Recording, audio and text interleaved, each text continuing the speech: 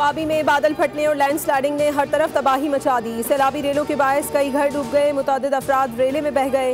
Deputy commissioner Swabi Nasrullah Khan के मुताबिक स्वाबी के दारुड़ी गांव में क्लाउड बर्स्ट से 15 अफराद के जाँ बहक होने की इत्तलात है। दीगर हादसात में 4 अफराद जान से गए।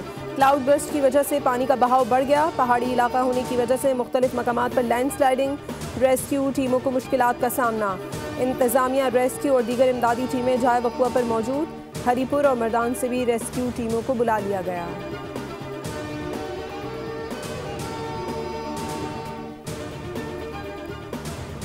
पंजाब में दुनिया का सबसे बड़ा सफाई का मंसूबा सुथरा पंजाब शुरू किया है। पंजाब में 1.5 लाख लोगों को नौकरियां दी हैं ताकि पंजाब साफ हो। पाकिस्तानी कम्युनिटी से खिताब करते हुए वज़ीर आला पंजाब मरियम नवाज़ का कहना था कि जापान से सफाई और माहौल की बेहतरी के लिए टेक्नोलॉजी लेंगे।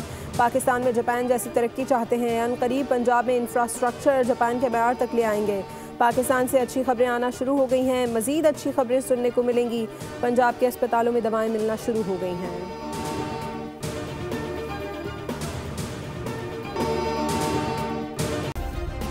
सब्सक्राइब करें और बेल दबाएं ताकि कोई खबर रह न जाए।